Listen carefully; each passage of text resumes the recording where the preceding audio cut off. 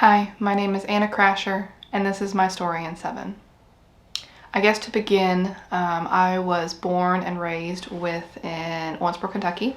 Both of my parents were firm believers. I spent any moment that the doors of the church were open, we were there basically. Sunday morning, Sunday night, Wednesday night, and anywhere in between. To say that I felt like for a long time that my testimony or my story was insignificant is an understatement, because for a long time I felt like nothing very traumatic happened directly to me. It did happen to, a lot of people that I was very closely connected to, which in many ways did affect me, but I went a long stretch of my life without feeling like my story was anything of substance. From a very young age, I felt like I, was saved, like I knew Christ. I remember thinking, honestly, at the age of like 4 or 5, that Jesus was just my best friend, that I talked to him constantly, that I shared my secrets with him, that I shared my hopes and dreams with him. My parents would oftentimes tell me that I was like the poster child of somebody that had the faith the size of a mustard seed, or just childlike faith. I really never had an issue with believing that the God of the universe cared for me. A big stretch of my faith journey began probably my senior year of high school, leading into me going to college, which when you hear the latter part of my present story, you'll understand why. When I entered into my senior year of high school, I began asking questions of what is next? Where do I go from here within the four walls of the church? I was so used to having a home as far as the high school ministry on Sunday mornings and Sunday nights and even Wednesday nights, that this growing anxiety of where do I land after I graduate from high school kept rising. Specifically because the answer that I commonly got was, I don't know. At the time, churches within the general area that I lived within really didn't know what to do with college students. College is a very specific time of your life where your schedule is not your own. Your schedule is very crazy. And the local church at the time just had a general question mark when it came to college students. So my freshman and sophomore year of college, yes, I went to church every Sunday morning, but it was a very lonely time of my life. I really did not find a place within the local church during those 2 years. I went to a community college my freshman and sophomore year, Owensboro Community and Technical College, and then after I graduated from there, I transferred to Kentucky Wesleyan College, where I, for the first time, not only found my place, but I also felt like I found my future. My first day stepping on campus here at Kentucky Wesleyan College, I was going to an 8 a.m. class. I was just getting off of work, and you might be asking yourself, why are you getting off work to go to an 8 a.m. class? I worked at Starbucks the majority of my college career, and I worked opening shift most days of the week. So I would get up at 3:30 in the morning, or sometimes prior to that, to open the store, and I would be getting off anywhere between 7:30 or sometimes later, depending on if I had a later class. But I would be rushing to campus to make it to that 8 a.m. class for the very first day of school of my first semester stepping foot on this campus. And I'm running up to the door of the admin building, and there is a far too chipper guy holding the door open for me, saying, "Good morning, and I hope you have a great first day." And I had to bite my tongue, because the words that wanted to come out of my mouth would have not been appropriate or kind that early in the morning. The first thing that came to mind was, who made you doorkeeper? Why are you this chipper this early?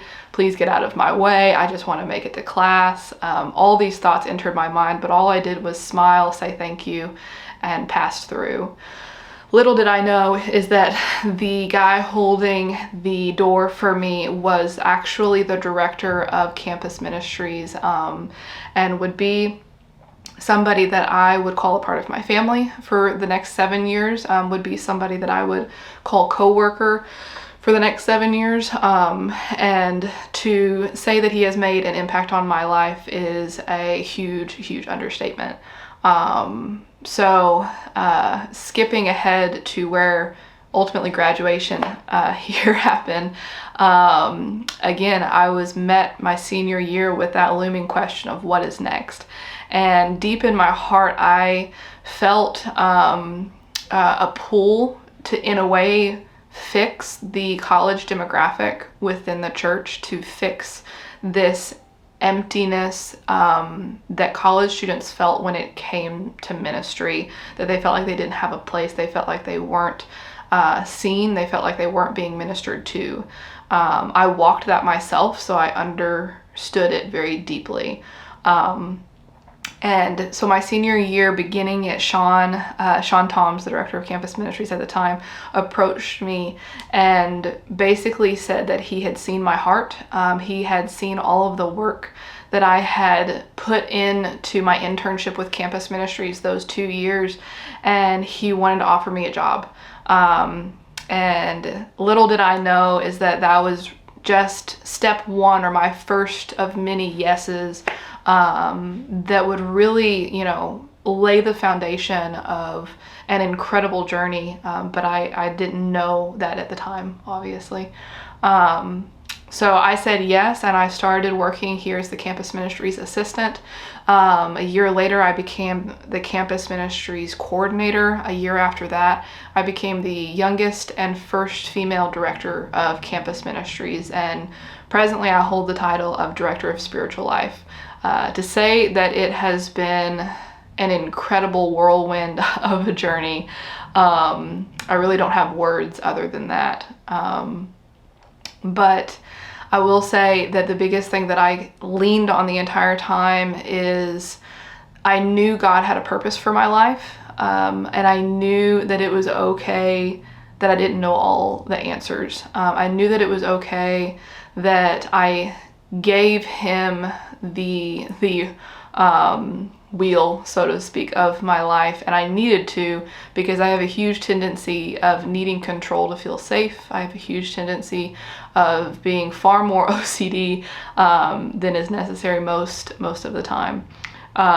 So again, skipping ahead, for a good period of my life in my young adultness, or my young adult time period, I was single. I very much enjoyed my singleness, and I honestly did not know, because of the structure of my life, I didn't know who would want to say yes to me or the life that I felt like God was calling me to.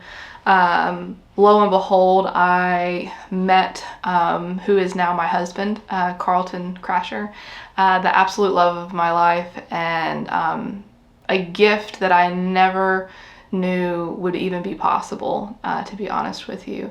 And to say that he swept me off of my feet, and the movies are right, and all of the heart flutters and goosebumps, yeah, it's true. When it was the first year that we got married, I experienced a time of anxiety and depression, and it had absolutely nothing to do with us. It had to do with a lot of outside factors that we could not control. But again, to say that God's timing is perfect. He knew that I would need Carlton during that time that was ultimately unavoidable. So again, God is good through all times. And that was just another example of now being on the other side of that and experiencing the highs and lows of college, experiencing the highs and lows of not knowing where I belong, of singleness, of engagement, of marriage, of different job titles. Ultimately, life, it's incredible to say that I wouldn't change a thing. if you'd asked me that 6 months ago or a year ago, I probably would have given you a long list of things that I would have changed in my past. But now sitting here today, I know that God has a purpose and God has a plan. And a verse that has been so important in most of my life is Esther 4:16, and it talks about Esther praying to God because she had to go to the king against all of the rules and decrees of that time, because she was being called to save the Jews. She was being called to save her line, her family. And her uncle Mordecai writes to her and basically says, for such a time as this, God has called you, but don't think that if you say no, that God will not rise somebody else up, because ultimately if God has a plan, he's going to fulfill it. And that was so impactful to me, because it showed me how worthy, how incredible the worthiness of to be chosen by God for the path that he has set out to me.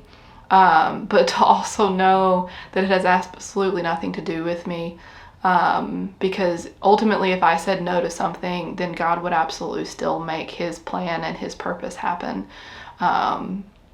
And I'm such a small piece of that, but anything that I can put forth, or any step that I can take to, further his kingdom and share his message, what a privilege and an honor is that ultimately in my life. So for me, where am I today? I am sitting here in a room alone, and I am overjoyed that I have the opportunity to wake up and ultimately serve the God that I love, to wake up to see the husband that I have been given, to wake up and have the friends that I have, the life that I have, because life is so short, and we serve a God that does hear our hearts and does hear our wishes and everything that we truly hope to ultimately long for and to have. And if there's anything that I could leave you with today, is to be honest with him. God had moments of grief and happiness and anger, and I love that he was honest. I love that Jesus was honest with God within the scriptures. And I think we need more of that. I think we need to be honest and transparent with our Savior, because he will meet us in those moments, and he will meet us with love and caring and grace. Yeah.